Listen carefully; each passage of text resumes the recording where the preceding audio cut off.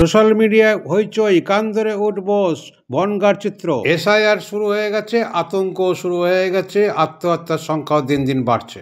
অপরদিকে border security force Habra Bangaon থেকে শুরু করে সর্বত্রই বর্ডার সিকিউরিটি ফোর্সরা একটুখানি সজাগ হয়েছে। এটা যদি আগে সজাগ থাকতো তবে বিরোধী দলগুলো এত হইচই সাহসও পেত না এবং অনুপ্রবেশকারীও সংখ্যা কমতো। কিন্তু বর্তমান পরিস্থিতিতে আতঙ্ক ছড়িয়ে পড়েছে, অনুপ্রবেশকারীরাও পালানোর চেষ্টা করছে, কিছু কিছু ধরাও পড়ছে, কাউকে আবার বর্ডার সিকিউরিটি ফোর্সরা কান ধরে উঠবোস পর্যন্ত করছে। সেই দৃশ্য আমাদের নজরে আসলো ইএনসি নিউজ চ্যানেলে।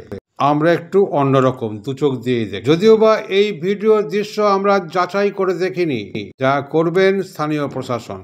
এদের কি সত্যি পাকড়াও করে স্থানীয় থানার হাতে হ্যান্ডওভার করেছে নাকি ছেড়ে দেওয়া হলো, প্রশ্নটা রয়েই গেল।